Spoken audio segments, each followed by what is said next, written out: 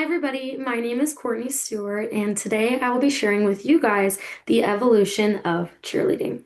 Now, I will have to ask you to bear with me as I do have to manually press next on my slides. So, without further ado, here we go. So, I just want everybody to take just a second. You can close your eyes if you'd like, but I just want you guys to think about what comes to your mind when you hear the word cheerleading. Give you just a second. Now, I know for some of you guys, it might be the word sports, right? Cheerleaders are, entertainers. They're cheering the crowd along in some sporting event, okay? Other of you might have thought the word entertainer, performing for television, for themselves, right?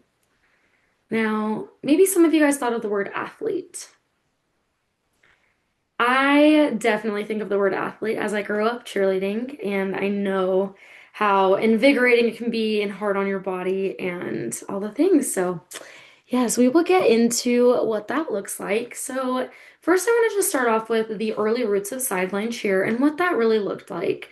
Cheerleading did originate in Minnesota, and it was at Princeton University that they had our very first cheer team. Now, back in the day, it was typically, the men that kind of started those big chants saying defense, defense, trying to get that crowd involved. And, it really rooted from the male people trying to encourage their friends and family members and people to cheer on their teams. And it wasn't until the 1920s that women actually joined cheer teams. And this is when you see all of the uniforms and the pom-poms and all the pizzazz come into play because it became more of an entertaining sport to cheer on other sports. Okay.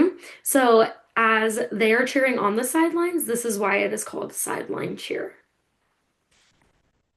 Now, moving into, the 50s, 60s, 70s, that's really when the women kind of adopted that sport and made it their own. And in the early 80s, this was actually the rise of what we now call today all-star cheerleading. Now, as a football team competes for themselves and a soccer team competes for themselves, it wasn't until the 80s that cheerleaders started to compete for themselves as well. Just as before we were cheering on other teams, and now they were starting to, combine all of their skills and present them in what we like to call a routine and compete that routine against other people's cheer teams' routines. Okay. It wasn't until the 80s that ESPN started covering, all-star cheerleading and word started coming out about, oh, well, what is this all-star thing? What is competition cheer? What is, a club for cheerleading? And you started seeing those things, nationally on television, on, different media platforms back then. And one really cool and interesting fact I found is that gymnastics is really where cheerleading kind of took from. They took all those cool skills. Well, why are we just waving our pom-poms around when gymnasts are over there, throwing double backflips? Wouldn't that be so cool? So why can't we do that? So we really did combine gymnastics and sideline cheer and made it our own sport. And again, routines consist of things like stunting, pyramids, and tumbling. Now, I will just talk through while this video is playing. I will be turning off that sound. So this is a video of what's called group stunting, and it is where multiple people are underneath a top person. Now, typically those people in the air are called top girls or flyers. And yes, that is me in the air, but as you can see here, you are just showcasing a ton of different skills and crazy things that you can do in the air. And a pyramid is where you actually have multiple of those stunts combined into one. And tumbling are those traditional, backflips and flips all around that you guys see all the time. So, moving right along here, if it'll let me. Okay, and now we get into the modern competition world of cheerleading, okay? And it has blown up over the past 10-ish years, even from before I started. It has gotten so, so crazy. As competitive cheerleading became more of a thing, they really started to focus on, dancing. Are you entertaining? Do you have a smile on your face? Or are you boring to watch, right? So we focus on dancing, we focus on stunting, which I just showed you before. And then there's a big focus on jumps, which is, where those people jump up in the air and they're touching their toes and their legs are above their head. And tumbling again, the backflips, cartwheels, somersaults, all those crazy things. Now, the way that judges end up scoring these routines is through difficulty. Is your routine more difficult than their routine?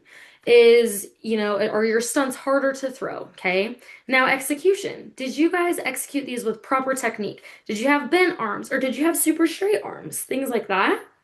Um, do you guys have proper timing? If multiple groups are going at a time, are you guys just popcorn throwing everywhere, or is it very consistent timing? You like very, what's the word, concise. And then also, are you, again, being performative? Are you fun to watch? Are you entertaining? Now, here you can see this is kind of a sample of what a scoring system looks like. There are quite a few out there, just depending on what brand that you are competing under. And just right here, I have some diagrams to kind of show you guys, again, right there on the left, we have proper technique. Are you guys, again, using your muscles, or are you bone stacking and being smart and using your bones versus like struggling out here holding a wall sit, right? Things like that, especially if you are doing a one man. On that diagram on the left, there is a male base under a female top girl, and those are, single person stunts. So are you able to hold that person up without shaking out here? Or are you nice and strong and have great technique? In the middle, that is a diagram of some tumbling, okay? It just really shows you how your body moves and what that looks like in each kind of skill there, if you are unfamiliar with those. And then there on the right, that is a diagram for jumping. Are you using great technique when it comes to jumping? Do you look like, in quote unquote terms, a starfish, or are you hyperextending those hips backwards and being able to really shove your legs up in the sky versus just I know a lot of these terms are probably really confusing, but it just goes to show how technical that the sport has gotten. And if you are just curious at all for yourself what that looks like, I really encourage you to do some research. There are some crazy, crazy teams out there, especially local teams. If you have ever heard of Weber State University, they have the world-renowned best cheer team ever, period. Like they've won national world titles, and it's crazy to think that they're literally in our backyard, right? So I encourage you guys to search it for yourself. There are also huge competitions known as Worlds, and you can search up those. Those are held in Disneyland, no, Disney World Orlando. And so you can watch certain routines there and just get a look for yourself. But I just, it's really that question of is cheer really a sport? And I definitely think so. Research for yourself. And yeah, thank you so much for watching.